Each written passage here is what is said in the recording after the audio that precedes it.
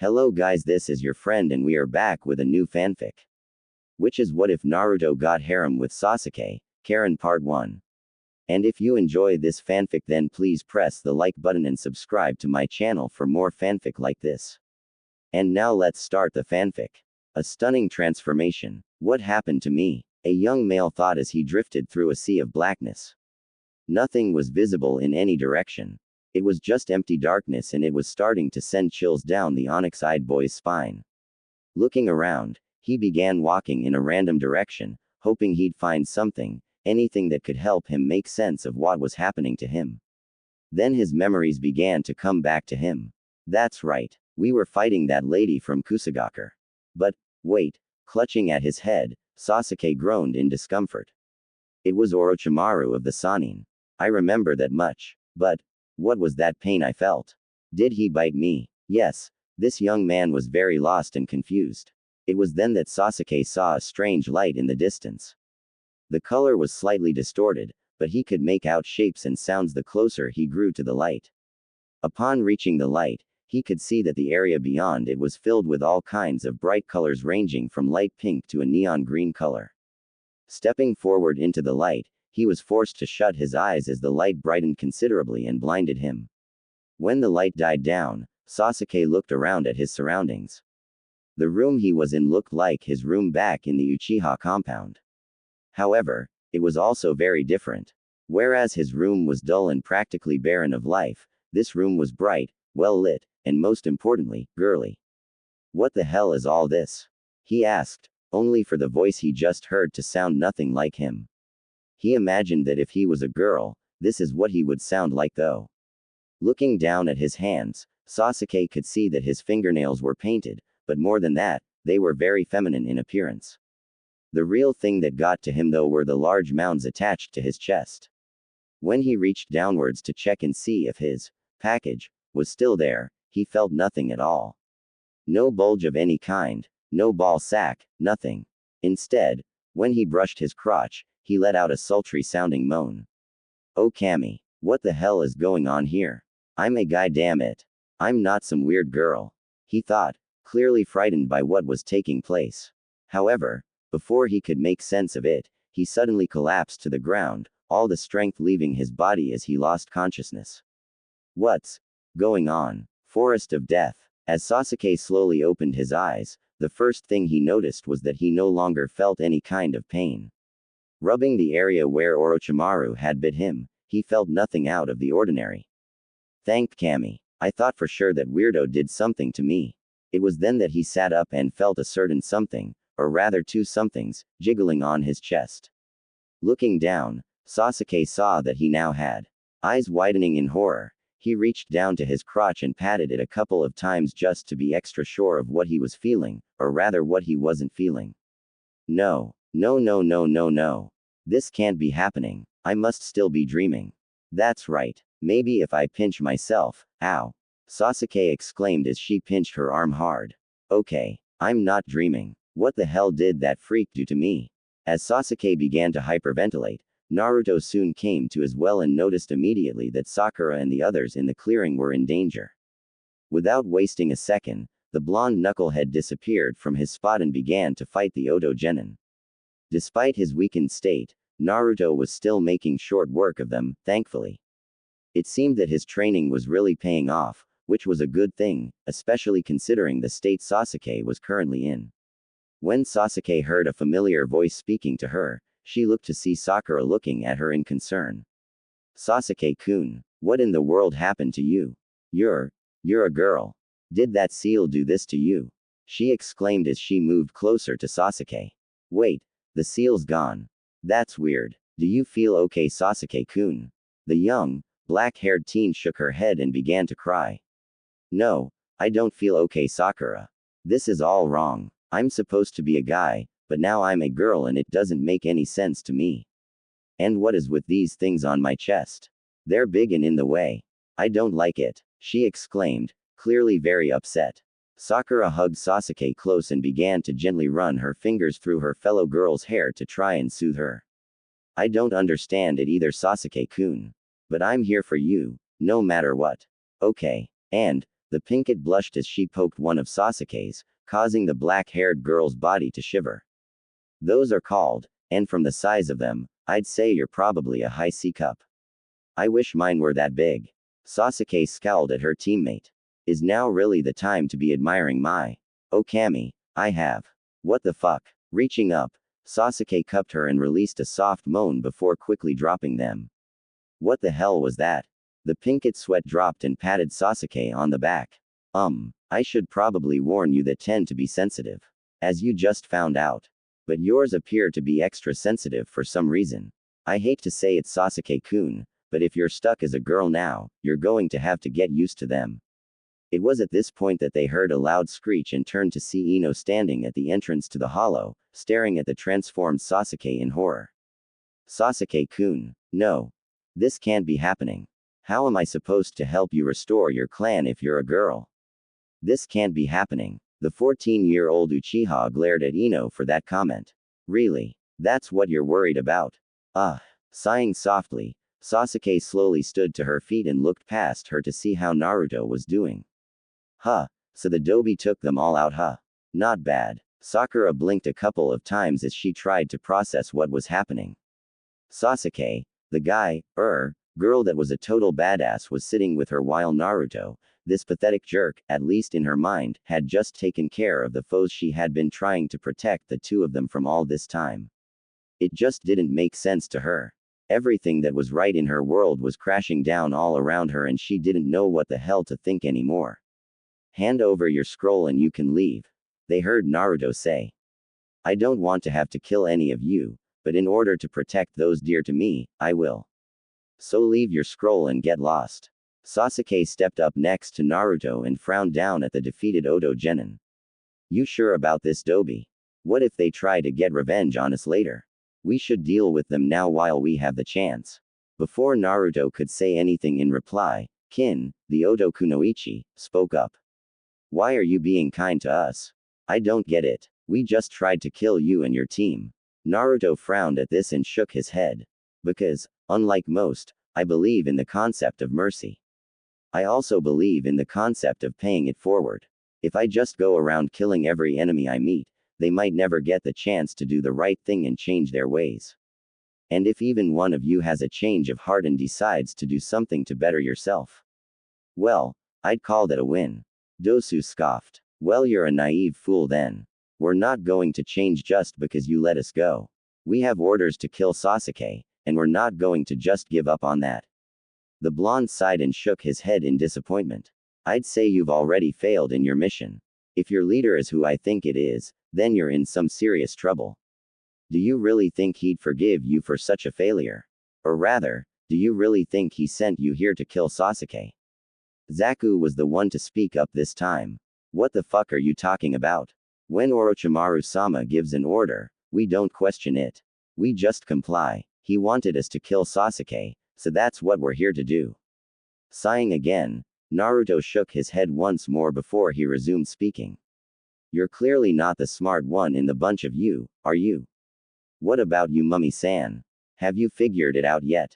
Dosu frowned and furrowed his brow in thought. However, before he could respond, Kin spoke up. Wait.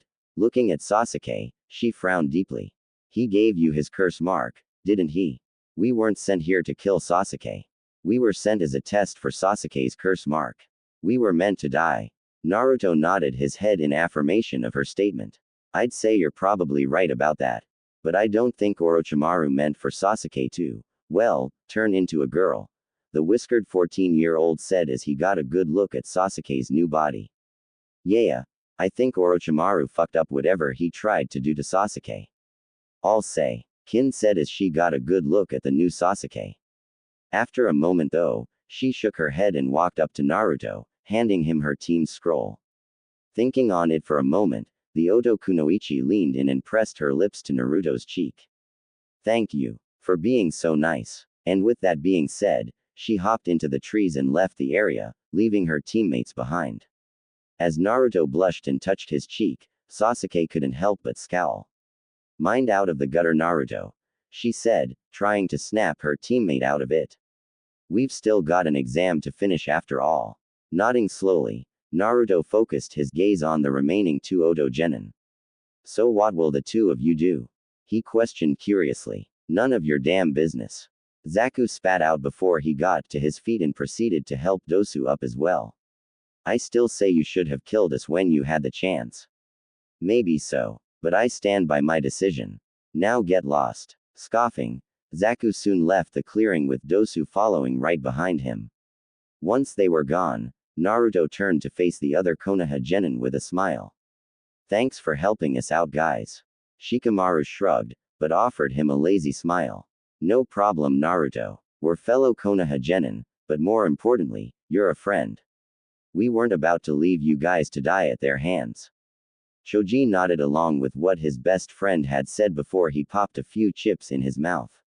Lee looked at Naruto and gave him a thumbs up and a bright smile. That was a most youthful fight, Naruto-kun. Hopefully we get to see you and your team in the final exam, he said before he left off with his teammates. Sasuke turned to Naruto and said, we still need the other scroll, Naruto. We should get going if we want to have any hope of making it through this exam. The whiskered blonde looked at Sasuke and frowned as he motioned towards her body.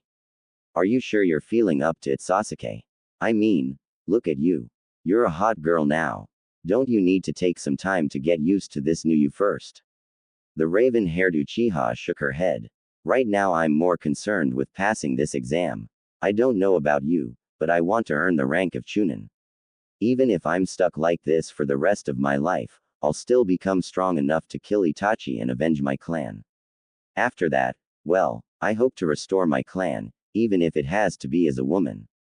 I'd prefer to become a man again, but I'm determined to see my goals through no matter what. Well, regardless of what happens or if you can't return to your natural gender, I'll still help you, Sasuke. We're teammates and friends, right? Naruto asked with a kind smile on his face. The female Uchiha found herself blushing a bit as she slowly nodded her head. Why yeah, thanks Naruto. Smiling at his friend, Naruto patted Sasuke on the shoulder gently before he turned to Sakura. Sakura-chan, we need to get going. The pink-haired teen nodded slowly and thanked Ino for fixing up her hair. Afterwards, she joined her teammates and said, I'm ready. Let's go. See you guys in the final exam.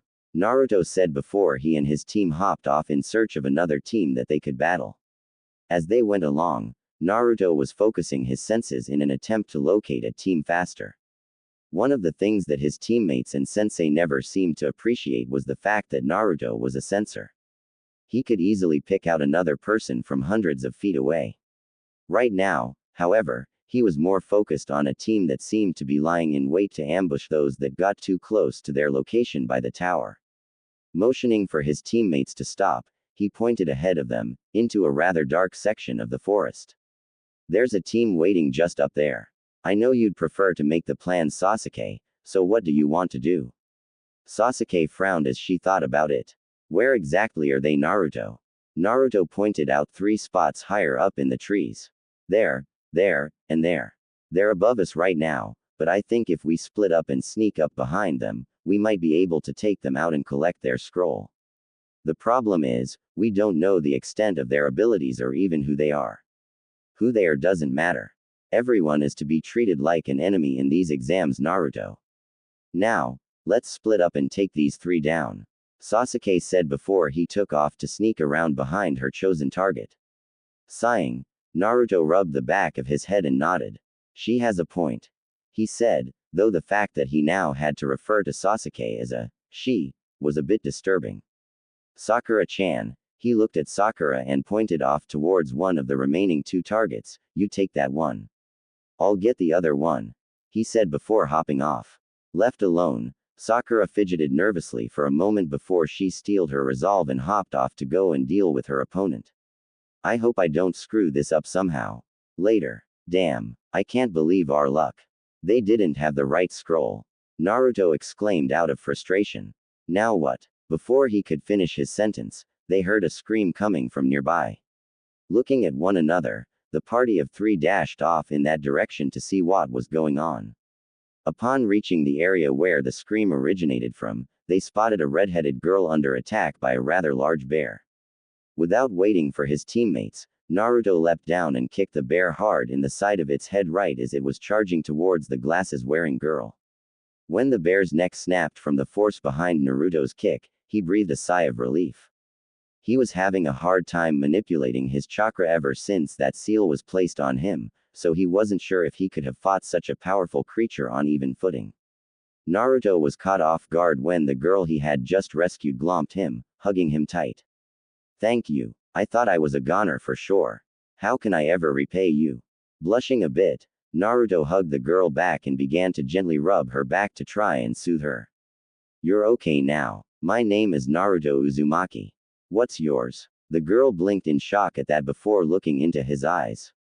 "Uzumaki. Really? My name is Karin Uzumaki. I didn't think I'd ever find another Uzumaki." Sakura and Sasuke dropped down next to them. Sakura asked, "Are you two related in some way? I didn't know there were other Uzumakis out there." Karin looked confused. "You mean you didn't know that the Uzumakis are a clan? Our people had their own village and were renowned as masters of fuinjutsu before they were wiped out. I'm sure there's more of us out there, but I don't know where they could be." "I have a clan. How come nobody ever told me about this?"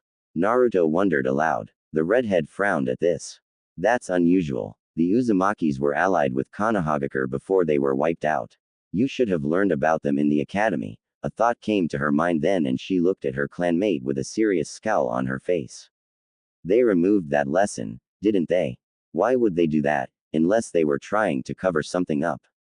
The blonde Uzumaki teenager frowned at this and nodded his head in agreement. "I see where you're going with this. And it sounds like Konoha was involved in the extermination of our clan. I don't like it, but it sounds plausible." Sakura frowned and looked at her teammate. Why would Konoha try to kill off one of its own allies, Naruto? There's no way they're involved in something like that. To even think otherwise makes me question your loyalty to Konoha. Naruto frowned at her and shook his head. "Sakura-chan, you have no idea what this village has put me through.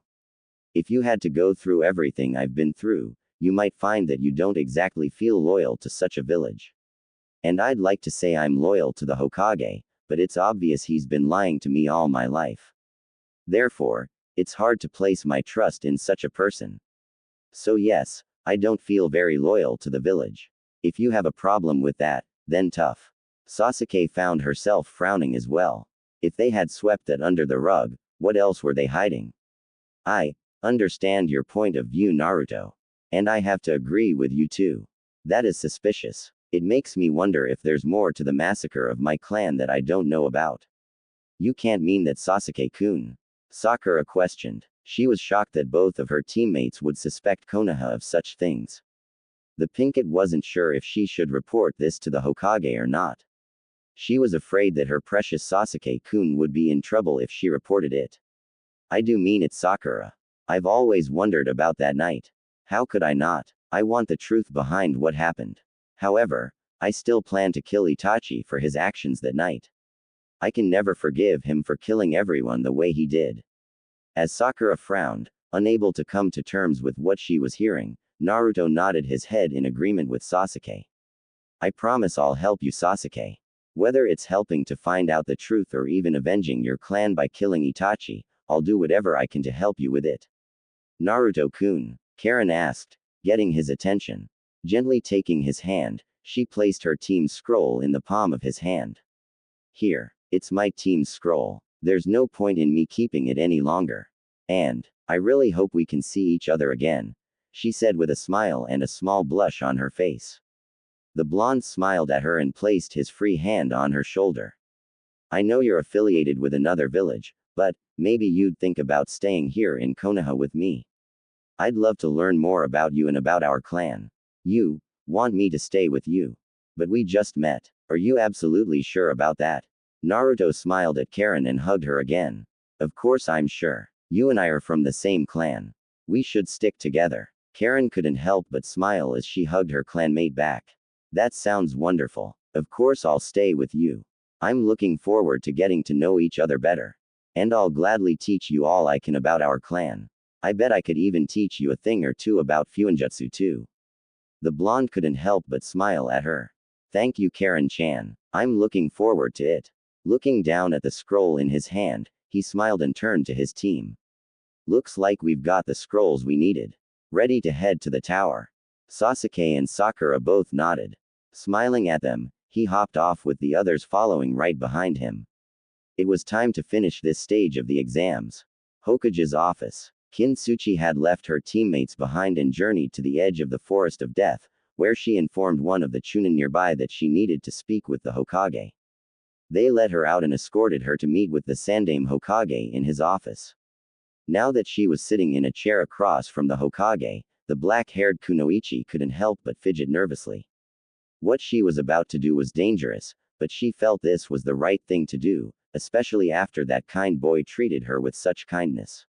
May I ask what you needed to speak with me about, Kin?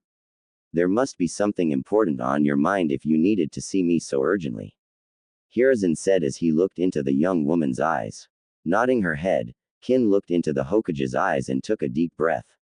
Yes, Hokage-sama. As you know, I'm from the village of Odogakure. I don't know if you know this or not, but Orochimaru is the leader of that village. He's planning to attack Konoha during the final stage of the Chunin exams. More importantly, he wants to kill you.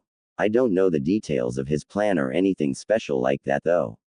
I just wanted to warn you that he's planning an invasion and that you need to be careful. I see. The Sandaime Hokage said. Thank you for bringing this information to me, Kin. This could not have been an easy decision for you, and I'm sure you understand the kind of danger you've put yourself in by coming to me. What made you decide to do this, I wonder? The black-haired teenager blushed a bit and looked down. It was that boy, the one with the whiskers. Naruto-kun, I think his name was. He was kind to me when no one else was. I just wanted to repay his kindness in some way. I see. Well, he does have that effect on people. I'm glad you came forward with this information, Kin. I'll grant you asylum within my village. I'll try to find you proper housing, and I'll grant you the protection you need now that you've betrayed Orochimaru. It's almost certain he'll be out to get you now. Kin blushed a bit more as she looked into the Hokage's eyes. Could I maybe stay with Naruto-kun? At least for a little while. Hiruzen frowned in thought for a moment before shaking his head. He doesn't have enough room in his apartment for that. But I do have an idea. I'll need to talk with Naruto-kun first, but for now, you can stay in the apartment next to his. I'll ensure that you're protected at all times, so you should have no reason to worry, he promised. Thank you, Hokage-sama. I truly appreciate it, and I'm looking forward to getting to know Naruto-kun better, she said honestly. Naruto-boy, you sure are a lucky young man. Hiruzen thought, finding the whole situation to be quite amusing. Forest of Death. Tower. Upon arriving at the tower, Team 7 had easily solved the riddle and watched as Iruka was summoned through the scrolls. When he saw Karin with them, Iruka was initially confused, but he quickly shrugged it off and explained the meaning of the riddle to them. After he had finished speaking, Naruto said, Iruka-sensei, I need to see the Hokage. It's important. Frowning at this, the Chunin instructor nodded slowly. All right, Naruto-kun, I'll inform Hokage-sama that you need to see him right away. Expect a visit from him soon. For now, go find your room and rest. I'm sure you've been through quite a lot already, he said before disappearing in a body flicker to quickly make his way to the Hokage Tower. After Team 7 found their room, Naruto decided to explore the tower with Karin while Sakura opted to stay with Sasuke. Once the two Uzumakis had left the room, Sakura turned to face Sasuke and said, Sasuke-kun. How are you feeling? Sasuke sighed and shook his head. Honestly, I have no idea how I'm supposed to be feeling right now. I'm glad we got through the second stage of the exams, but at the same time, well, look at me. I'm a girl now and I'm fearful that I'll never be able to return to my original gender. How am I supposed to restore my clan like this? Sakura found herself blushing and looked away from him. Sasuke-kun, you can still restore your clan. It would just be in a, different way. A way I can't help you with anymore. When Sasuke realized what Sakura was implying, she blushed deeply and buried her face in her hands. Oh Kami, that's freaky as hell to think about. Sakura could only nod in agreement with her teammate. If it helps any, I'll be here to support you every step of the way. No matter what happens, you'll always have me. Sasuke could only nod in thanks for that before she laid back on the bed, resting her head against her pillow. Thanks, Sakura. Wait. Something came forward in her mind, a memory of something Naruto said in the Forest of Death. Did Naruto call me hot? Is he attracted to me? The pinkett blinked at that before she put a finger to her chin and tried to remember that experience. After a moment, she blushed and nodded her head.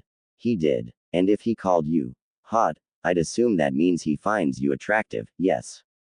That's just freaky to think about though. Sasuke could only nod in agreement as she closed her eyes to try and get some rest. Naruto and Karin. Karin drawled on, what happened to that Sasuke guy anyways? I couldn't help but notice that he's a girl now. Something big must have happened to change him like that. Naruto chuckled a bit and scratched at the back of his head. To be honest, I have no idea. Orochimaru did something to him and then, well, he's been turned into a hot girl and it's kind of freaking me out a bit. Hot girl. Attracted to your teammate, are you? How interesting. Karin teased. When Naruto made a disgusted face, the redhead couldn't help but giggle cutely. I'm only teasing you, Naruto-kun. Besides, I know you're more attracted to me. She teased with a wink. Naruto blushed at that and scratched at the tip of his nose. Well, you are attractive, Karin-chan. And you're really nice. How could I not be attracted to you? Blushing a deep shade of red, Karin looked away before she shyly reached over and took Naruto's hand in hers. Thank you, Naruto-kun. You're very sweet, she said. The blonde couldn't help but continue blushing as he gave her hand a gentle squeeze. Thank you. And you're welcome. I really am looking forward to spending more time with you, Karin-chan. You're an interesting person and I want to learn all I can about you. Karin couldn't help but blush a bit more and giggle to herself. You really are very sweet, aren't you, Naruto-kun? I bet you've got a wonderful girlfriend, don't you? Naruto sighed and shook his head. Nope. I wanted Sakura-chan, but she wants nothing to do with me. I don't think anyone would ever want to be with me. At least not in this village, he said with a shrug of his shoulders. I'm used to it though. It sucks, but what can I really do? The glasses-wearing Kunoichi frowned and turned to her clanmate. Taking a moment to think on it, she leaned in and kissed him on the cheek. Well, if no one in the village is interested in you, then they're fools. You're a good person and I think you'd make quite the catch. Maybe you should look for someone not from your village instead. You never know who might take an interest in you, Naruto-kun, she said honestly. Naruto blushed at her actions and her kind words.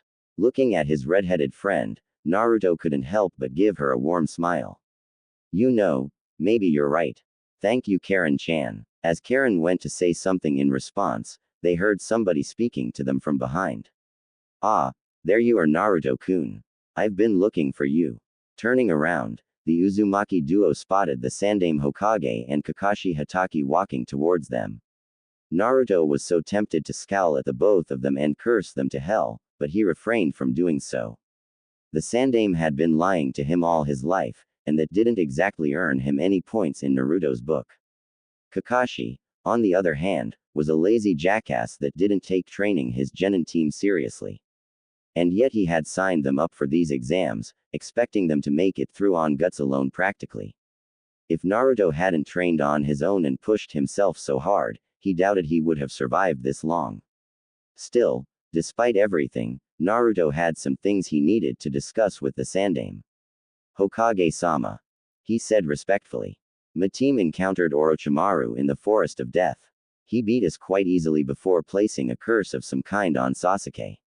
On top of that, he used some kind of seal on me that's screwing with my chakra control. Here, take a look. Naruto said as he lifted up his shirt and revealed his seal to the Hokage. Think you can help me out, Hokage-sama? Frowning at the seal before him, the Sandaime walked forward and prepared to remove the extra seal that had been placed on Naruto.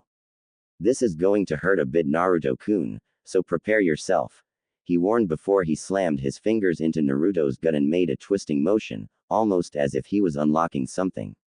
When the extra seal disappeared, Naruto breathed a sigh of relief as he felt unrestricted access to his chakra again. Thanks, Hokage-sama, he said gratefully. Now, as for Sasuke, whatever seal was used on him is gone. But, he's been transformed into a girl. I don't know if it's permanent or what, but I don't think Orochimaru meant for that to happen. It's very strange. Kakashi's visible eyebrow rose, showing his curiosity about the situation. The Sandaime, on the other hand, was far more concerned by what he had just heard. Naruto-kun, take me to your room. I need to see this for myself. As you wish, Hokage-sama. Naruto said, shrugging his shoulders as he and Karin walked ahead of the Hokage, their hands still linked together. When Kakashi noticed this, he couldn't help but smirk to himself. Looks like Naruto-kun's found himself a little girlfriend. How cute. After a short while, they arrived at Team 7's room and entered. Naruto and Karin sat side by side on one of the beds while the Sandaime and Kakashi remained standing, simply staring at Sasuke in shock. So you really have been turned into a girl? Huh, that's pretty strange. Kakashi said in amusement. As Sasuke scowled at Kakashi, the Sandaime approached Sasuke and began to look him over with a curious gaze. Where were you? Marked Sasuke. The Uchiha sighed and reached up to point at where Orochimaru had bit him. Right here. But nothing's there now. So what do you think, Hokage-sama? Am I going to be stuck like this for the rest of my life? Hiruzen looked at the area Sasuke pointed to and frowned. There was no seal there. The damn thing had disappeared. Looking into the young woman's eyes, the Hokage frowned and shook his head. I don't know for sure, Sasuke, but if I had to fathom a guess. Yes, you're stuck like this. I don't think there is a way to change you back. Whatever happened with the curse seal has caused you to fully transform into a woman. I'm sorry. I wish I had better news for you, Sasuke. If it helps, I can have Jiraiya-kun have a look at you the next time he's in the village. I would really appreciate that, Hokage-sama.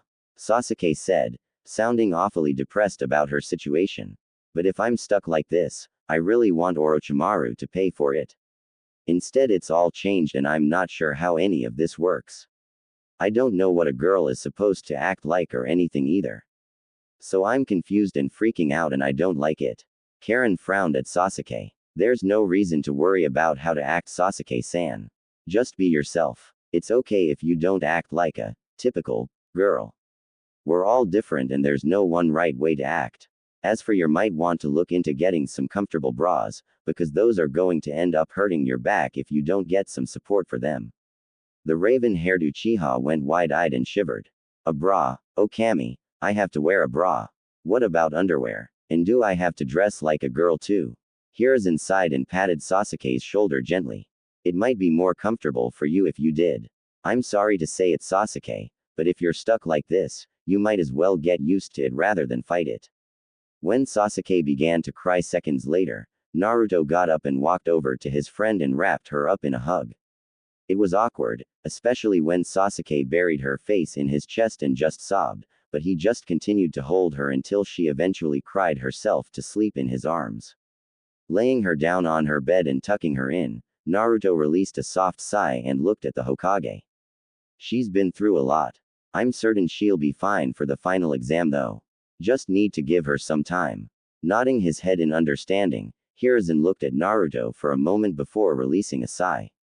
Naruto-kun, after the next stage of the exams, we need to have a talk. It's about something rather important.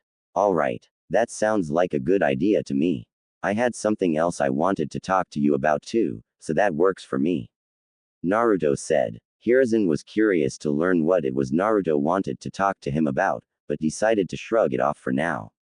Turning to face Karin at this point, the Sandaime raised a curious brow and asked, and who might you be, young lady? I would have figured you'd be with your team. Karin frowned and shook her head sadly. My teammates were killed in the forest, Hokage-sama. I'm the only one left. Naruto-kun saved me and I've decided to stay with him. After all, we're from the same clan. We should stick together, right? She asked, looking hard into the Hokage's eyes, as if daring him to say something to the contrary. Hiruzen's and Kakashi's eyes widened at hearing this. Looking into one another's eyes, the two of them quickly realized that this is probably what Naruto wanted to talk to them about. What are the odds that he would have run into another Uzumaki in these exams? Damn, Hiruzen thought. I was hoping to keep him in the dark about his clan for a little while longer. Now he'll have questions and I don't know how I'll answer them. His trust in me must be wavering now. Kakashi spoke up at this point. So you're a member of the Uzumaki clan, are you? Well, it's nice to meet you, he said, though Naruto and Karin could both sense he was lying about that. However, you should know you can't move on in the exams without your team. The redhead shook her head at that. I know that. That's not why I'm still here. I've decided that I'm staying with Naruto-kun here in the village. You two don't have a problem with that, do you? The silver-haired Jonin's sweat dropped as he looked to the Hokage for an answer. Hiruzen sighed and shook his head. No, there's no problem. You're more than welcome to stay. I've been meaning to talk to Naruto-kun about this anyways, he said. However, Naruto narrowed his eyes in suspicion and shook his head sadly. It was obvious to the young man that Hiruzen would have continued to hide his heritage from him for a while longer if he had been given the chance to. Karin frowned before she looked at her clanmate. Seeing his look of disappointment, she couldn't help but feel for him. They really didn't want you to know, did they, Naruto-kun? She thought sadly. Turning to the Hokage, she offered him a fake smile and said, "Thank you, Hokage-sama. I'm looking forward to my new life in Konoha." Hiruzen nodded his head slowly. Good to hear. I have to get going now though. It was nice meeting you, Karin, he said before leaving the room. Kakashi looked between Naruto and Karin for a moment before releasing a sigh and leaving the room without saying a word. Once they were gone, Karin asked, "Wow. They really didn't want you to know about your heritage, did they?" Before Naruto could reply, Sakura frowned and asked, "Why do you say that?" It sounds to me like he was going to tell Naruto about it soon. The blonde shook his head. No, Sakura, he was lying. He never planned to tell me. You can't sense it, but it's easy for me to tell when someone's lying to me. Hokage-sama wanted to keep me in the dark for as long as possible. I'm sure he would have preferred that I never find out the truth. There you go again, speaking as if they're out to get you or something. Why can't you just accept that he's only trying to do what's best? Sakura questioned irritably. Both Uzumakis scowled at Sakura and shook their heads in disgust. How is keeping Naruto-kun in the dark what's best for him? He deserves to know the truth about who he is and what his clan was capable of. Imagine if you were in his position. Wouldn't you want to know about your heritage? To know that you had people out there like you? Before Sakura could respond, Naruto continued from where Karin left off. Imagine if you were in my shoes, Sakura. No family, no parents to raise you, no one wanting anything to do with you. Sighing, he shook his head sadly. You ask the Hokage numerous times if he's learned anything about your family, and he lies to you every time, saying he doesn't know who your parents were or even if you have any living relatives out there. He lies to you, making you think you were just another clanless orphan that nobody wanted to adopt. And he lies to you about a big secret that involves you and why you're hated by everybody in the village. Imagine having to find out the truth from a traitor to the village that wanted to kill you simply for being what you are. How would you feel if you were in my shoes? Sakura frowned at this and shook her head in disbelief. Have you ever thought that maybe, just maybe, he really doesn't know who your parents are? And what's this big secret you're talking about? It can't be anything that bad. Karin scoffed and shook her head in disgust. Of course he knows who Naruto-kun's parents are. The fact that you're trying to blind yourself to all of his wrongdoings regarding Naruto-kun sickens me. The Pinkett scowled at Karin. I'm not blinding myself to anything. Hokage-sama would never do the things you're claiming he's done. Without a word, Naruto stood up from his bed and left the room, feeling absolutely furious with the pink-haired bitch.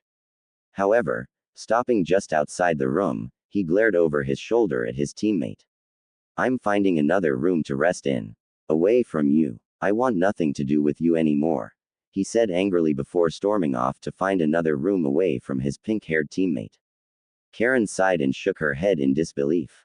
You're hopeless, she said before leaving the room to follow after her clanmate. Upon catching up to him, she gently grabbed his hand and gave it a light squeeze. Are you going to be okay, Naruto-kun? Naruto released a soft sigh and shook his head. Can't believe I had a crush on her for so long. She really doesn't think much of me, does she? The redhead frowned at that. I'm sorry she was like that to you. You'd be better off without her. You deserve someone far better than her, Naruto-kun. The whiskered 14-year-old smiled at Karin and turned to face her. Thank you, Karin-chan. I appreciate that, but like I said before, I just can't see anyone being interested in me like that. Frowning at him, Karin took a moment to think on what she should say or do to help her clanmate. After a moment, she sighed and leaned in, capturing his lips with hers in a sweet, loving kiss. When they parted, they were both blushing quite a bit. Well, if no one else can see how wonderful you are, then maybe I'll take you for myself, she said with a wink. Blush prominent on his face, Naruto was having a hard time looking into her eyes. Thank you, Karin-chan. You're a really great person, you know that. She grinned and nodded her head. Of course I am, but thank you, Naruto-kun. And just so you know, I am serious. If nobody else wants you, then I'll snatch you up for myself. Chuckling a bit, Naruto looked into her eyes for a moment before he captured her lips with his in another kiss. When they parted this time, Naruto smiled softly at her. I think I'd like that, he admitted honestly.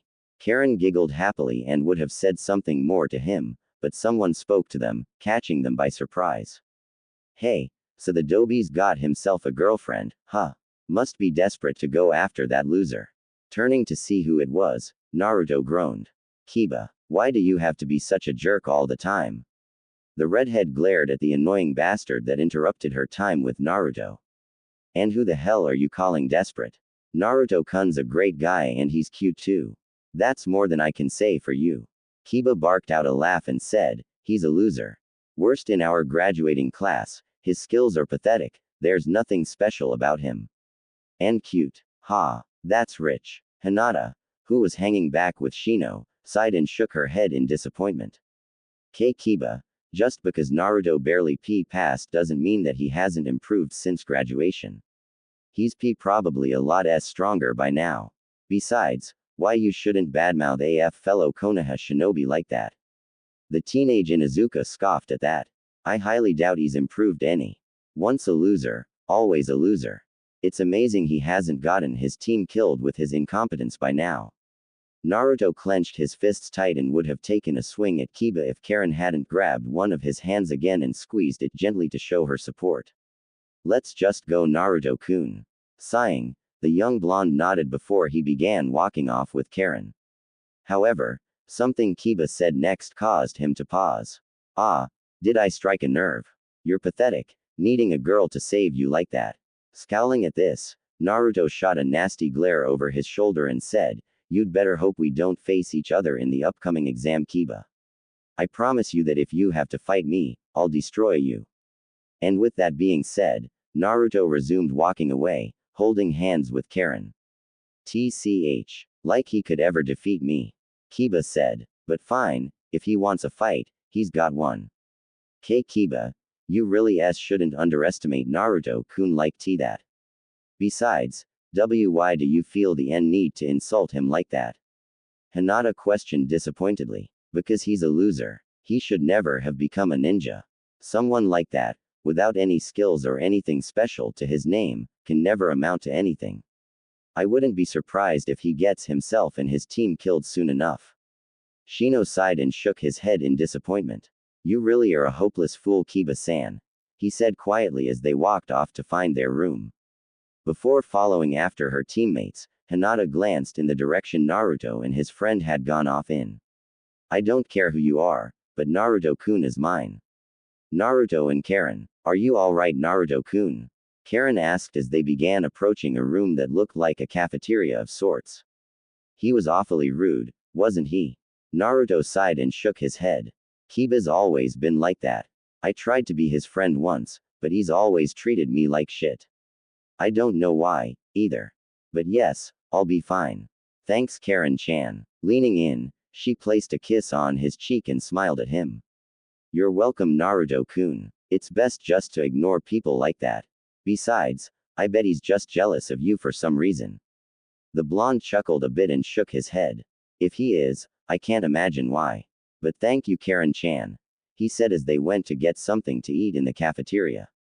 A short time later, after sitting down at a table and beginning to dig into their meals, they heard someone speaking to them. Well, hello there. Where's that handsome teammate of yours?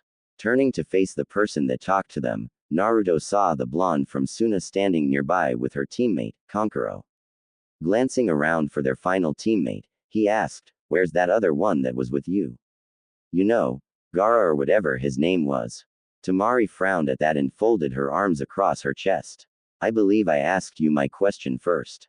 But, just so you know, Gaara stayed in our room. He's relaxing," she said. "Now, about that friend of yours." Naruto chuckled a bit. "Sasuke's become a girl. She's sleeping in the room she and Sakura are sharing last I checked." Eyes widening at this information, Kankuro and Temari looked at each other for a moment before Kankuro looked at Naruto and asked, "You're joking, right?" When Naruto and Karin just looked at them dully, Kankuro couldn't help but chuckle a bit. "How in the hell did that happen?" The whiskered teen sighed. "We were attacked by Orochimaru. He did something to Sasuke and, well, now he's a girl. It's weird, and it's taking some time to get used to, but it doesn't look like Sasuke's going to be able to change back. That's a shame. He was a good-looking guy." "Oh well," Temari said with a shrug. "What about you? Who's your new friend?" Karin smiled and grabbed Naruto's hand again. "I'm Karin Uzumaki. We're from the same clan. I've decided to stay here with Naru-kun." "Uzumaki? You're an Uzumaki?" Temari questioned as she looked at Naruto. "I thought all Uzumakis had red hair though." Naruto sighed and shook his head. "I guess I'm just a special case. One of my parents probably had blonde hair and it just turned out to be the dominant trait. I wouldn't know though, considering the Hokage refuses to tell me about my parents. He won't even tell me if they loved me. How sick is that, huh?" he asked irritably. Kankuro's sweat dropped, not quite sure what the hell he was supposed to say to something like that. Temari, on the other hand, frowned and said, "That doesn't make any sense. Why the hell is he hiding your family from you like that?" Karin frowned at this and shook her head. "It's not just that. They're not teaching about the Uzumaki clan in their academy either apparently. It's like they're trying to hide something that they don't want anyone to know about." "I see. That is pretty curious," Temari said. "Kind of makes one wonder if they had something to do with Uzushiogeku's destruction. I mean, they aren't exactly the greatest people to their allies. Just look at what they're doing to Suna. Our daimyo is outsourcing a large number of missions to Konohagakure and depriving our village of the money and other resources we need." Naruto frowned at this, a thought striking him. "If that's true, why did you come to participate in the Chunin exams here? I'd think you wouldn't want anything to do with Konoha after they've pulled something like that." When Temari and Kankuro went silent, unable to formulate a proper reply, Karin smirked and said, "Because they're planning something. Most likely an invasion of some kind, if I had to fathom a guess. Am I right?" Naruto quirked an eyebrow at that before turning his gaze on Temari and Kankuro. When they didn't deny it, he chuckled a bit. "Yeah, good luck with that. I won't tell anyone about your plans, but fair warning, you might want to rethink that idea. It won't go the way you're hoping it will. We still have to try." Kankuro said. "We can't exactly sit back and do nothing while our village is suffering. I'm not saying you shouldn't do anything. I'm just saying this isn't the way to go about getting what you want. It's only going to hurt you in the end. I'm sure if you stop to think about it, you'd be able to come up with a better idea than this." Naruto said. Temari frowned as she thought about it. "You might be right, but it's a little too late to try and back out of it now. Besides, our father isn't going to change his mind about this so easily." "Is your father the cage?" Karin asked curiously. When she received a nod from the both of them, she couldn't help but sigh. If he won't listen to his children, then I suppose it is pretty much impossible to change his mind, isn't it? "You've got that right," Kankuro said. "Anyways, enough about that. We got way off topic. What the hell were we talking about before?" Naruto shrugged and said, "You asked who my new friend was. After that, things just kind of spiraled downward from there." "Ah, right. Well, since we got that out of the way, I think I'll just leave you two alone," Kankuro said before walking away to get some food for himself. Temari looked between the two Uzumakis and smiled. "So how did the two of you meet anyways?" You look cute together. The Uzumaki duo blushed a bit before Karin looked from Temari to Naruto with a smile. Naruto-kun saved my life. When he asked me to stay in Konoha with him, I was more than happy to agree. Ah, so it's like that, huh? Cute. Temari said with a grin. Well, I hope you two enjoy your time together. I'd stay and chat more, but I'm starving. Take care. After Temari walked off, Karin looked at Naruto again and smiled. Well, she's nice, she said. The next day, Tower Arena. Team 7 stood amongst their peers down on the floor of the arena in the center of the tower. Karin was up on the observation platform watching the proceedings taking place. When the Hokage and his entourage, including the Jonin sensei, appeared after a few minutes on the upper level of the arena, everyone hushed up and waited to hear what the Hokage would have to say. As the Hokage began giving a speech about the purpose of the Chunin exams, everyone paid rapt attention. However, a rather sickly-looking man interrupted after a short while. He introduced himself as Hayate Gecko to the remaining participants and explained that they would need to have preliminary matches as there were far too many teams remaining. Afterwards, he asked if there was anyone that wanted to back out. The Konoha genin that they saw before the first exam, one Kabuto Yakushi, was one of those that dropped out. Then there were two Kumogakure genin that dropped out, followed by one genin from the only Iwagakure team to make it. Finally, two genin from the Takigakure team dropped out, leaving a green-haired girl as the only one remaining on her team. This left one full Kumogakure team, a beautiful blonde from the other Kumogakure team, two Kunoichi from the Iwagakure team, the green-haired girl from the Takigakure team, the team from Suna, teams 7 to 10 of Konohagakure, and Kabuto's two teammates. All in all, there were a lot of genin remaining. These preliminaries would cut the number down by half of that. After making sure nobody else was leaving, Hayate motioned to Anko and she pressed a button on a remote. Everyone watched as a screen came out of the wall above them and the text on it began cycling through the names of all those that remained. When it finally stopped, everyone looked at the names listed before Hayate said, "All right. Everyone except for Masumi Tsurugi and Shikamaru Nara, please join your senseis on the viewing platform." Hayate requested. "Good luck, Shikamaru," Naruto said as he walked by one of his only friends, patting him on the shoulder as he passed. "Yeah, thanks Naruto," the Nara heir said before rubbing at his eyes tiredly. He was exhausted from his time in the forest, but he was prepared for anything his opponent could and would throw at him. Once everyone had taken their places, Hayate raised his hand and swung it down as he shouted out, "Begin." To say Orochimaru was displeased would be something of an understatement. He had hoped that his genin team from Otogakure would have made it through to the third stage of the Chunin exam, but that hope seemed to be dashed.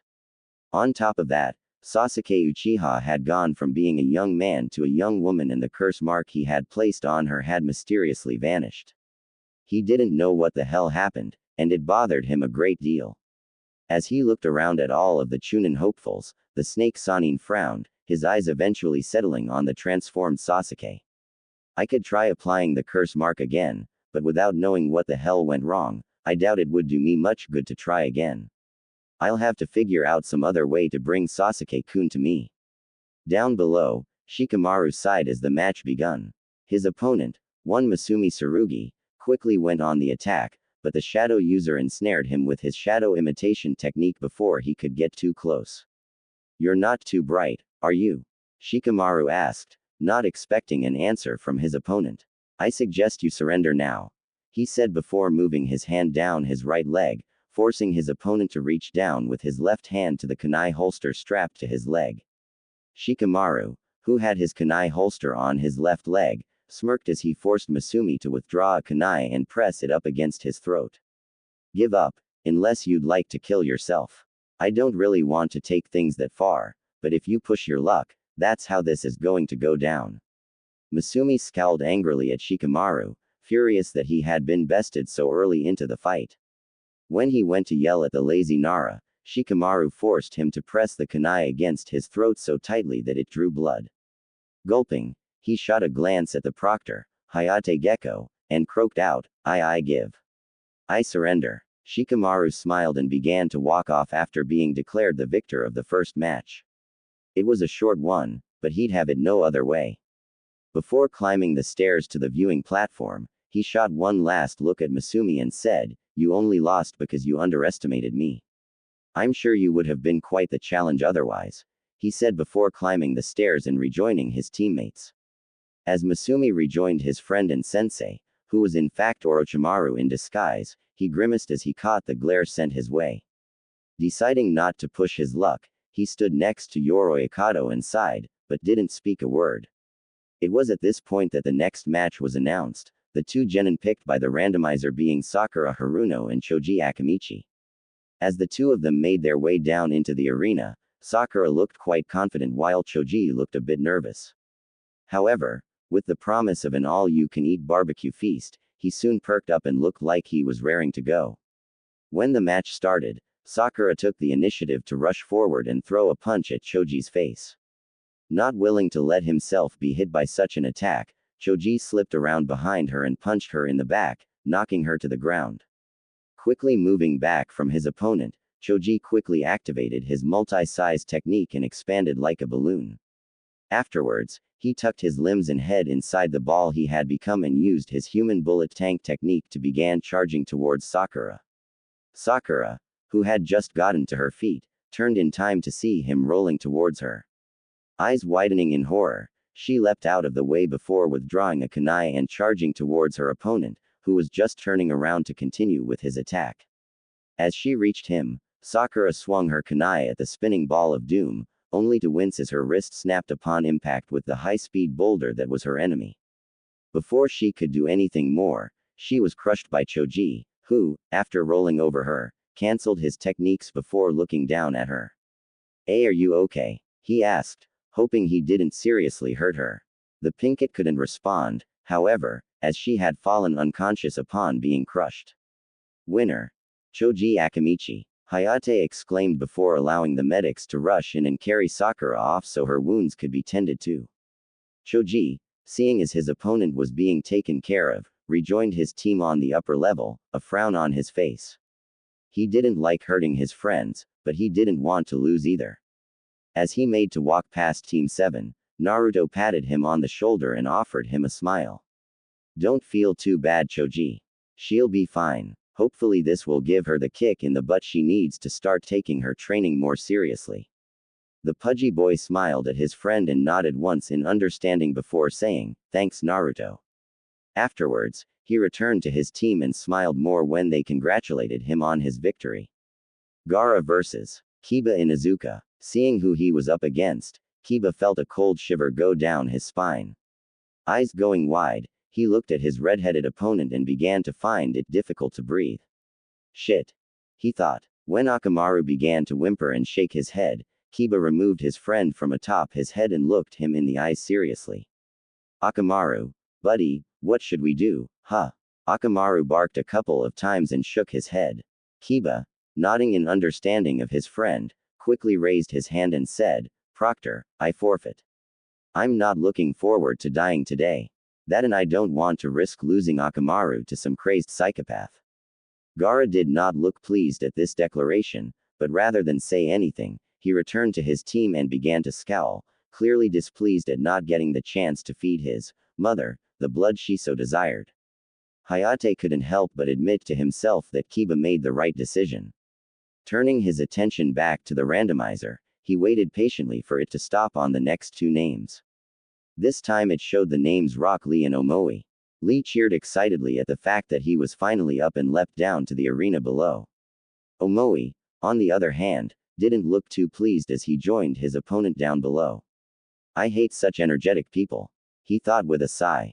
As soon as the proctor announced for them to begin, Omoi was quick to draw his sword and bring it up to block Lee's punch. The strength behind his punch, however, caught the Kumo shinobi off guard. Quickly leaping back, away from Lee, Omoi eyed his opponent carefully. "This guy's strong. If I'm not careful, he could break my sword." When Lee dashed towards him again, the Kumo ninja charged Raiden-natured chakra through his blade and swung at Lee's midsection. Lee, seeing the danger such an attack could pose, stopped his charge and dodged by leaping back a couple of feet. However, as he was doing so, he could feel the electricity spark off the blade and strike his arm, causing it to go numb. Frowning at this, the Konoha genin waved his arm about a few times to try and get the feeling back. Don't bother. My technique allows me to shock your nervous system and affect your mobility.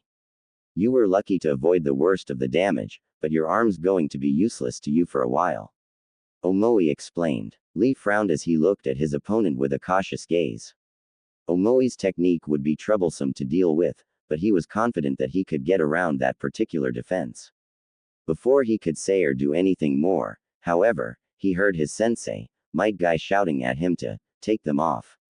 Looking up at his sensei, he was about to ask if he was sure, but the very moment he looked away, Omoi struck, slashing diagonally from Lee's right shoulder down to just above his hip on the left side of his body, sending Raiden chakra coursing through his opponent's body. Everyone watched as Lee fell to his knees, his body spasming while blood leaked from his fresh wound.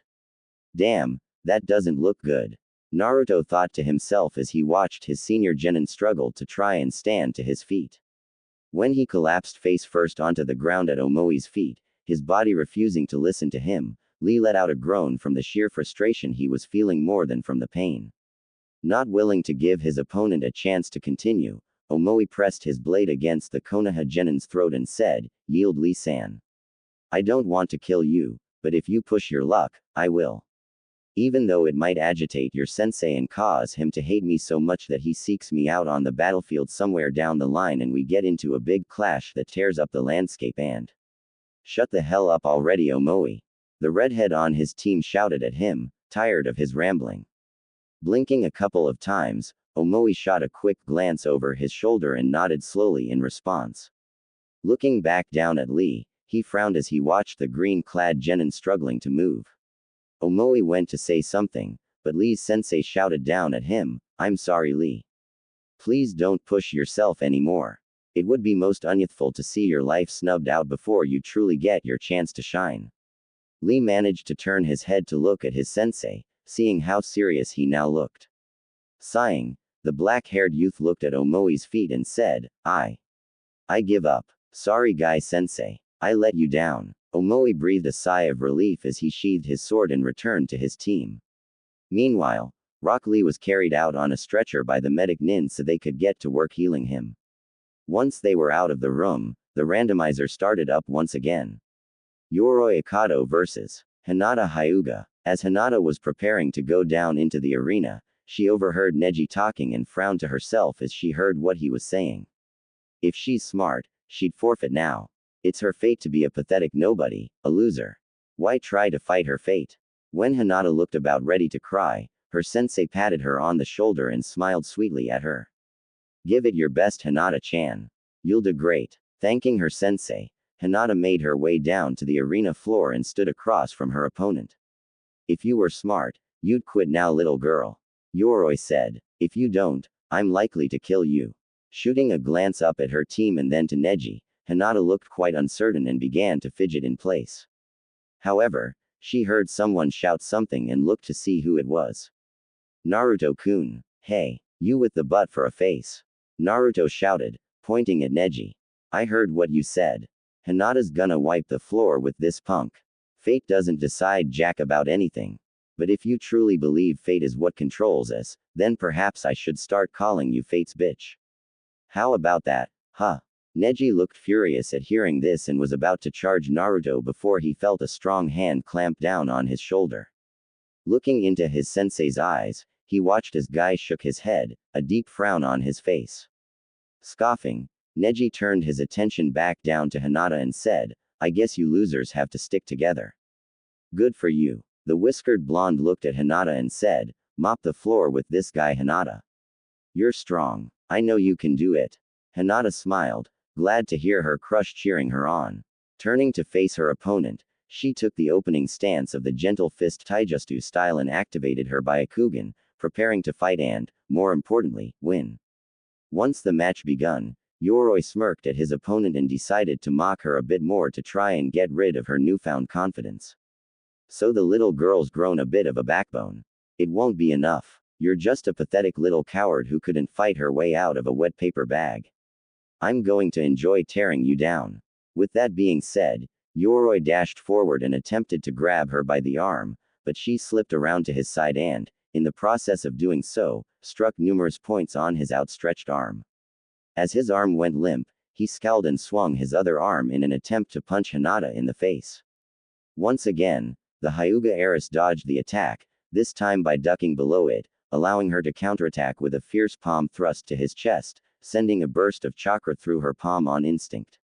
When her opponent collapsed to his knees and then fell to his side, his eyes boring up into hers before they quickly lost their light, her eyes widened in horror at what she had just done. No, I'm sorry, I didn't mean to, she stuttered out in denial of what she had just done. No, she screamed as she collapsed to her knees, clutching at her head and shaking it rapidly. I'm sorry, I'm sorry, I'm sorry. Kurenai was quick to jump down and wrap Hinata in a warm embrace, whispering soothing words to her and trying to help her through the trauma of her first kill. She knew she should have blooded her genin earlier on a proper mission, but part of her wanted to let Hinata keep her innocence for a while longer. When she entered her team into the Chunin exam, she never thought something like this might happen, and now that it was. Well, she just wanted to be here to help guide Hinata through the process. Helping Hinata to her feet, the Genjutsu mistress guided her back up the stairs into her team. As they were passing Team 7, Naruto reached out and placed a hand on Hinata's shoulder. Hinata, it's going to be okay. It was just an accident. We know you didn't mean to. Of course she meant to. All main branch Hyuga are that way. They're monsters that think they can do whatever they want and get away with it simply because they're superior. Pa, Neji interrupted, disdain clear in his tone of voice. Ignoring the asshole with a stick way too far up his butt, your friends are here for you, Hinata. We'll help you through this however we can. I promise, Naruto said, choosing to ignore Neji's rude comments. Hinata looked at Naruto for a moment before clinging onto him and sobbing, her tears soaking his shirt. Naruto was shocked at first, but he quickly wrapped his arms around Hinata's back and began to pat her on the back gently. You'll be okay, Hinata. It'll be okay. Neji Hyuga vs. Temari. When they had both taken their places down in the arena, Neji, in his usual arrogant way, said, you should just forfeit now. It is fate for you to lose to me today. The pigtailed blonde quirked a brow as she held her weapon at the ready. Really? That's the best you've got for me? You really are just as Naruto said, fate's bitch. How sad and, as you seem to enjoy calling others, pathetic you are, she said with a smirk on her face. I'll show you that fate doesn't decide things such as this. It's about skill, not the luck of the draw. Neji clenched his fists and activated his Byakugan, narrowing his eyes in anger towards the girl for daring to mock him. As soon as the match began, he rushed forward, intent on closing off her tenketsu and perhaps even killing her for what she said. However, as he drew closer, she opened her fan and unleashed a futon technique at him, forcing him to take evasive maneuvers to avoid taking damage. Temari knew that if her opponent got in close enough, he'd become far too dangerous to handle. So, utilizing her futon techniques, she kept him at bay while trying to formulate some kind of plan. From the looks of it, he didn't know a few of the more important techniques that his clan was famous for, and she was grateful for that. If he knew even just the 8 trigrams palms revolving heaven technique, that would make this match much harder. Though at the same time, it would probably wear him down with each usage, so she could have used that to her advantage, she supposed. After a few brief moments, Temari saw an opening and quickly dashed forward, closing her fan and swinging it with as much force as she could, slamming it into Neji's stomach and sending him flying backwards, tumbling end over end. Before he could recover from the blow, she unfurled her fan again and swung it, once more releasing a great sickle weasel technique, causing blades of wind to tear into her opponent's flesh and causing him to scream out in agony. Once her technique had finished, she saw Neji struggling to rise. Stay down or I'll do worse to you. Just forfeit already. Neji struggled to stand up, his wounds bleeding and his eyes holding a cold fury to them that shook Temari just a bit. I will not lose to a weakling like you. It's my fate to win here today. You're just some pathetic bitch from a weak village. Before Neji could continue, Temari unleashed another attack on him, tired of hearing him speak nothing but insults to her in her home. Neji barely managed to roll out of the way of the attack, but he wasn't prepared for the follow-up strike when she slammed her closed fan into the side of his head, knocking him out from the force of the blow. Once she was declared the winner, Tamari looked up at Might Guy and scowled. You know, normally I wouldn't lecture someone like this, but in this case, I'm going to. You really need to work on his attitude. You absolutely cannot allow him to continue being such an arrogant douchebag. Whatever you've been doing so far hasn't worked, so think of a new approach and get through to the prick, she said before rejoining her teammates. Guy sighed and nodded his head sadly. Neji, my foolish pupil. She is right, I've been far too lenient on you and that is most unyouthful of me. Yugito ni vs. Kuretsuchi. As Yugito and Kuretsuchi made their way down into the arena, the Kyuubi decided to rear its ugly head and began speaking to its container. Hey, so the Nibby's container is up now, is she? Make sure you watch this match carefully, brat. That blonde houses my sister, the Nibby. I refuse to have you lose to her if you face her in the finals. Of course, you still have to survive these preliminary matches, don't you? Blinking in shock at this, Naruto looked down at Yugito as he replied to the Kyuubi.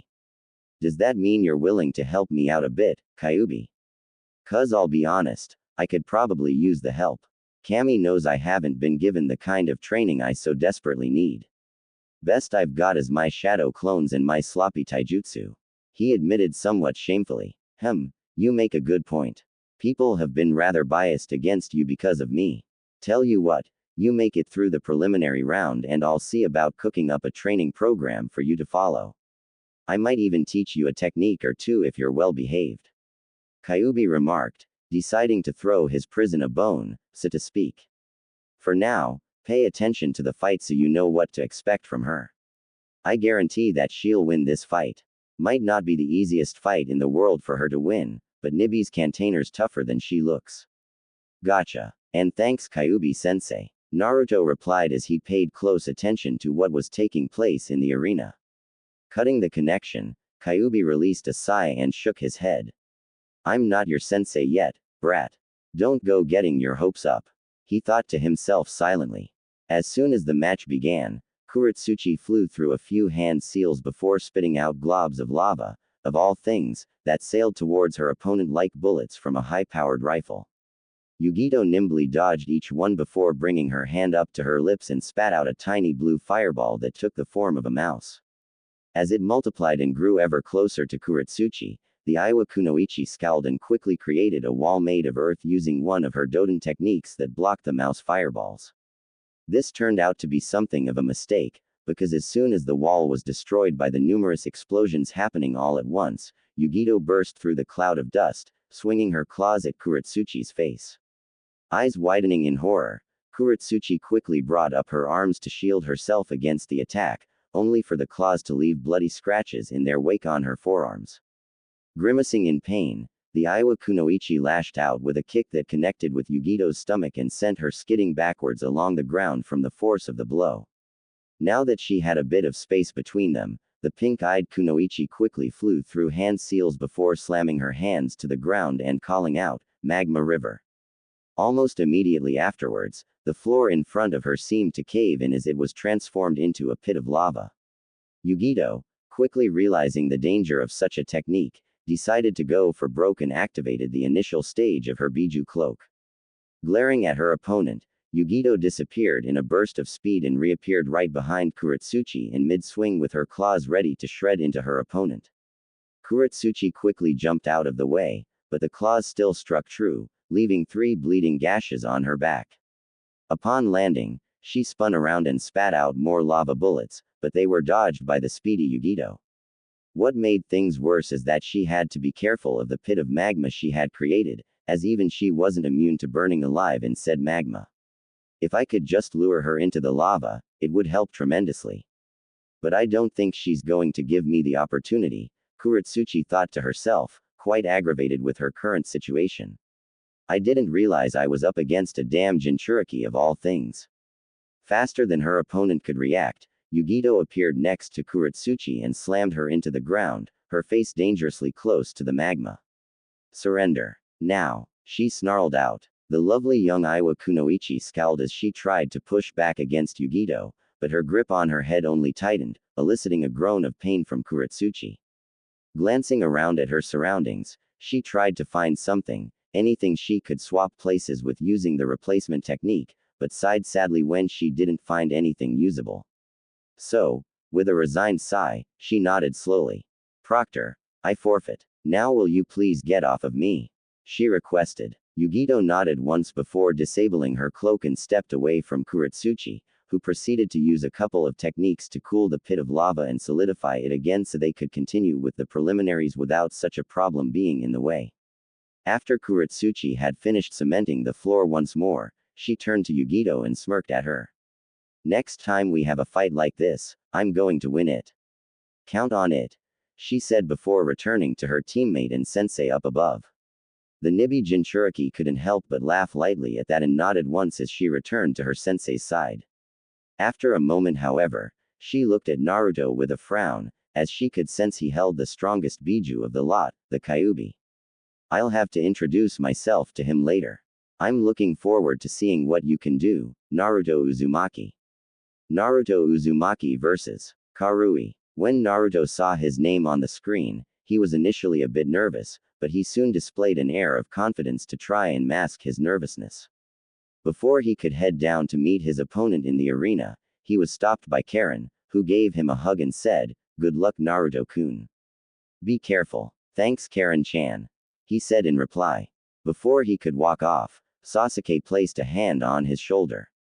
"Don't lose, Naruto. I want to face you in the finals and I can't do that if you lose here," she said, trying to give him her own version of a pep talk. Chuckling a bit, the blonde Uzumaki nodded in understanding before he hopped over the railing into the arena below. Standing across from his opponent, Naruto gave her a confident grin. "I hope you're ready for this, because I don't plan to lose here. I half expected you to chicken out on me. Guess all that bravado in the first stage of the exam wasn't for nothing, huh? Still, you're shit out of luck. I'm about to crush you," the redhead replied, a cocky grin on her face. Looking between the two of them, Hayate nodded once before shouting, "Begin," and leaping away. This was a good decision as Karui immediately went on the attack, her sword swinging somewhat wildly at her blonde foe. Naruto dodged each attack, moving the absolute minimum that he had to so he wouldn't expend too much energy dodging her attacks. At one point, the blade got a little too close for comfort and cut his cheek, just below his left eye. Naruto seemed to pause at this point as he reached up and wiped some of the blood off of his cheek. "Huh, you're not bad," he complimented before reaching up and quickly grabbing the tip of her blade when she swung it at him once again. Karui blinked in shock and tried to pull her sword back and out of Naruto's grip, but he held firm, keeping it and, by extension, her in place. "I think it's my turn to make a move, don't you, Karui?" he asked rhetorically before he held up his free hand and formed a one-handed seal. Shadow clone technique. In an instant, a large puff of smoke surrounded them and made it impossible for anyone to see what was taking place down below. Just as suddenly as it happened, the smoke was blown away by a wave of chakra. When they could see again, a great number of people were shocked at the sheer number of shadow clones in the arena. Since when could he do something like that? He could never perform the clone technique properly. "So what the hell is this?" Kiba questioned loudly. Kakashi decided to speak up in explanation of the technique. "It's called the shadow clone technique, a kinjutsu created by the Nadaime Hokage. It's a very chakra-intensive technique, but it's perfect for someone like Naruto who has far more chakra than any regular person.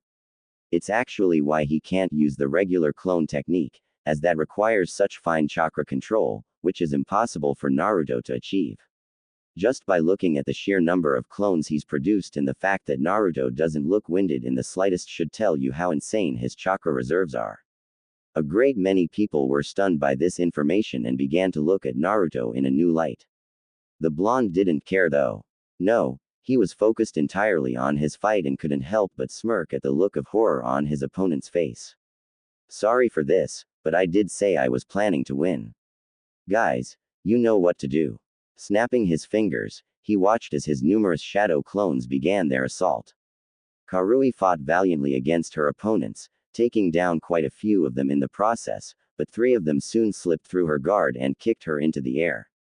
Nah, they began as 3 more leapt up and kicked her even higher. Rue, she was kicked even higher, the clones springing off of one another to reach her. The real Naruto appeared above her, spinning in place before he hit her in the midsection with a powerful kick, the force sending the two of them crashing into the floor below. Uzumaki combo. With his attack finished, Naruto dispelled his clones and withdrew a kunai before walking over to the downed Karui and pressing his kunai to her neck. Do you yield? Wincing in agony, she said, Proctor, I forfeit the match. At hearing this, the proctor called the match in Naruto's favor while the blonde withdrew his kunai and slipped it away. Smiling down at his foe, Naruto helped her to her feet and allowed her to lean against him so she wouldn't collapse. You fought well, Karui. I had fun. Looking at her opponent, she was a bit flabbergasted, but she couldn't help but smile at him. Thanks, Naruto. You're a lot tougher than you look. I learned a lot from our fight. Shortly after she said that, the medics came out to take her away. She grumbled a bit, but complied with their wishes to take care of her. Returning to his team, Naruto smiled and fist bumped Sasuke, the two of them grinning at one another. Good job, Naruto. I knew you wouldn't let me down, she said. That was awesome. Congratulations, Naruto-kun, Karin exclaimed, smiling brightly at him. Yes, good job, Naruto. I'm proud of you, Kakashi said with an eye smile on his face. Naruto frowned at this comment, but nodded his head in acceptance before turning around so he could watch the next fight. Proud of me? Yeah, right. You didn't teach me anything other than the tree climbing exercise. You're a lazy asshole. Don't worry about him, Kit. I'll train you for the final matches. What you learn between then and now though is entirely dependent on how much time there is between these preliminary matches and the finals. Regardless, I'll get you up to snuff in no time, especially with those shadow clones of yours, the Kyuubi said, trying to cheer his container up a bit. Thanks, Kyuubi-sensei. But I have to ask, why are you being nice to me? Shouldn't you hate me? Naruto questioned, quite curious about the Kyuubi's reasoning. Meh, you're not the worst person to be sealed inside of. Besides, you've had it rough and there's no real point in making things worse than they already are. And it's like I said, I don't want my jailer to be weak. You represent me, after all. The assholes in this village have done everything possible to keep you under their thumb and have intentionally stunted your growth. I plan to fix that. Well, thank you, Kyuubi-sensei. I appreciate it. I just hope I don't let you down. And, what did you mean about the shadow clones? How can they help with my training? The Kyuubi sweat dropped at this before chuckling a bit. If you had bothered to truly read over the description of that technique when you had the scroll of seals, you would have learned that anything a shadow clone learns, when it dispels, those memories get transferred to the caster of the technique. What this means is that you can use them to help you with your training. Say for instance you're trying to master the exercise for an elemental nature such as fire. Whatever progress one of your shadow clones makes with the exercise, it can dispel and pass that knowledge on to you and the other shadow clones to make things easier. It also makes learning new techniques pretty easy too. Of course, you'll have to do all the physical exercises yourself, as your clones can't pass on the physical aspects of your training.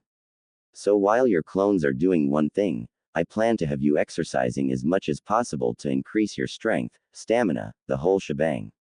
I hope you're prepared for the torture your training's going to be, Naruto Uzumaki. That sounds awesome. I can't wait, Kyuubi-sensei. Naruto exclaimed in thought. I won't let you down.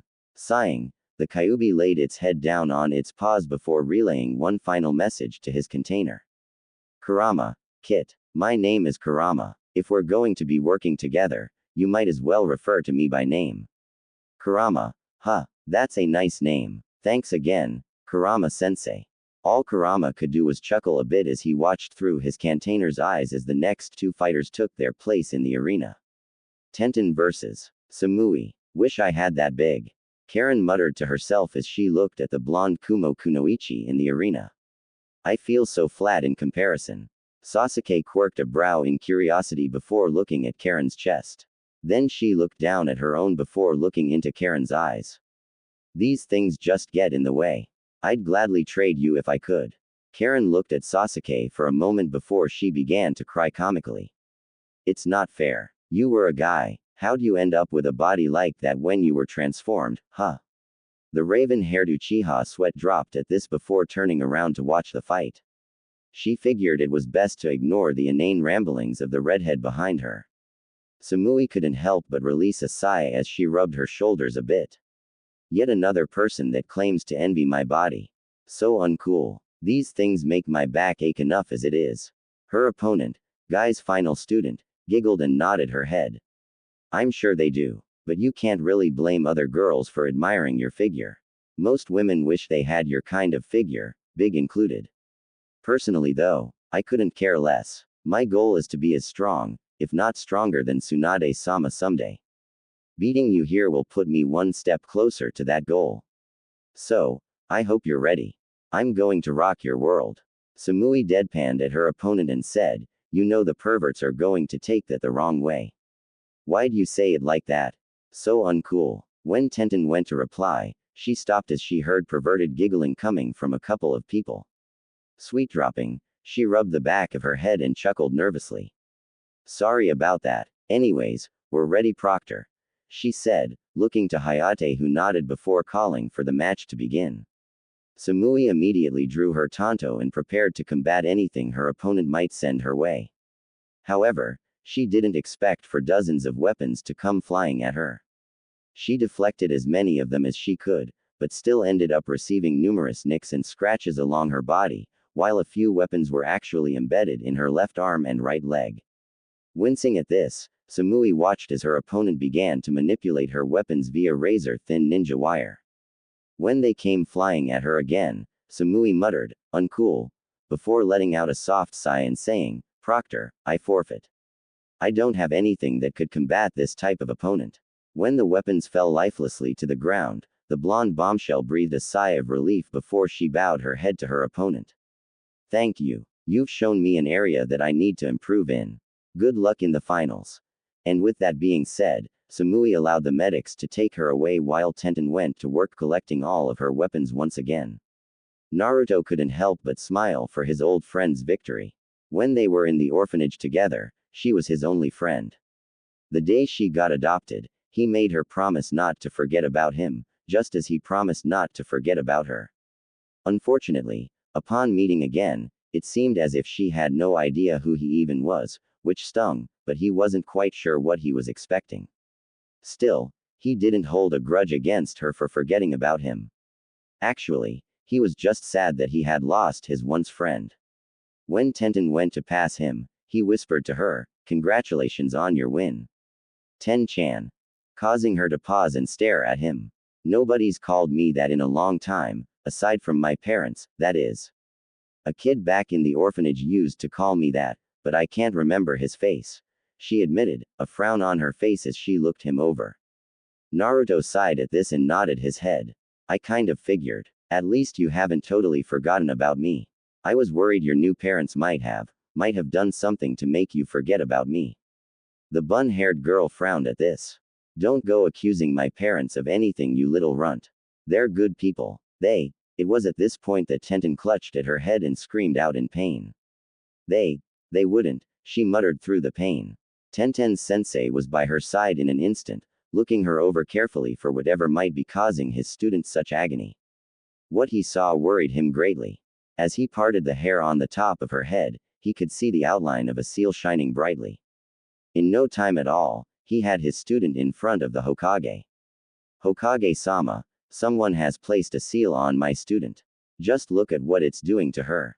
Hiruzen frowned as he examined what he could see of the seal through her hair.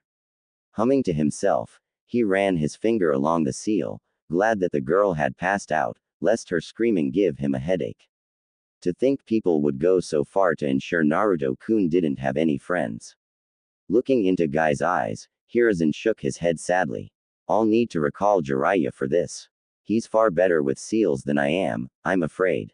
When she wakes up, tell her to avoid contact with Naruto for a while and not to think about what triggered this reaction. It's for her own good. I'll tell Jiraiya to return as quickly as he can. Hopefully he doesn't dilly-dally for his own perverse habits like he's wont to do. The eccentric Jonin nodded his head. Please do so. And if he decides to take any detours on the way, Please let him know that I'll personally punish him. He may be a Sanin and this village's spymaster, but that will not exempt him from punishment should he act in an unyouthful manner. Tenten is one of my precious students and I don't like seeing her harmed like this. The aged Sandaime Hokage nodded before motioning for him to leave. I assure you guy that Jiraiya will be here within the week. He knows better than to cross me when I give him an order. Thank you, Hokage-sama. Guy said before returning to his other students where he laid Tenten down against the wall. Such an unyouthful act must not go unpunished, he said to himself as he thought about who might have put such a thing on his student, hoping dearly it wasn't who he thought it was. Naruto, meanwhile, frowned as he looked at his once friend. So, they did do something after all. Doesn't that just figure? He thought to himself with a sigh. What the hell was all that about Naruto? Sasuke questioned, narrowing her eyes on her friend. The blonde shook his head and shrugged. Ten-chan and I were friends when we lived in the orphanage together. It seems, someone wanted to keep her from associating with me. But why, Naruto? It's obvious something was done to her, but my question is why? What is it that makes people hate you so much? Naruto shook his head, his expression solemn. I'll tell you later, Sasuke. Not here, not in front of all these people. Karin piped up at this point. So, it is like I figured then, she said quietly, only being heard by Naruto and his team. Looking into her new friend's eyes, she offered him a sympathetic smile. You've had it rough, haven't you? Before Naruto could say anything in reply, Kakashi made his presence heard. I'm afraid this subject is something best not discussed so openly. If Naruto wishes to discuss it later in a private setting, that's his prerogative. For now, it's best to drop this subject. Despite his dislike of his sensei, Naruto had to admit he was thankful to him at this point. Nodding his head slowly, the whiskered youth smiled at his friends and said, I promise I'll talk to you about this later. Right now, let's just focus on the rest of these matches and study them. You never know who we might end up against in the finals. Naruto's right. Focus on the matches for now. Kakashi said in agreement with his student. Though I wish he wouldn't make such promises. It's best to keep knowledge of the Kyuubi close to the chest. Fu vs. Sasuke Uchiha. When Naruto looked at who would be Sasuke's opponent, he frowned when he heard the Kyuubi chuckling in his head. What's so funny, Kurama-sensei? Kurama's chuckling slowly came to a stop before he began to speak. That Fu girl. She houses another of my brethren, the Nanabi. If that girl's able to tap into my sister's power, then your friend doesn't stand a chance. Frowning at this, Naruto looked at Sasuke, who had already ventured down to the arena below. Shit. What should I do, Kurama-sensei? Nothing. Just let this play out how it will and hope Nanabi's Jinchuriki isn't the bloodthirsty type. I highly doubt she is, considering the Nanabi's temperament. If anyone's the bloodthirsty type, it's Ikibi's container, that Gaara kid. Ikibi's always been a bit unstable, but that kid just reeks of bloodlust. I'd steer clear of that one until you've improved some. Kurama advised. Looking at Gaara, Naruto frowned and shook his head. Damn, what the hell are so many Jinchuriki doing here? Something about this just doesn't feel right. Your guess is as good as mine, Kit.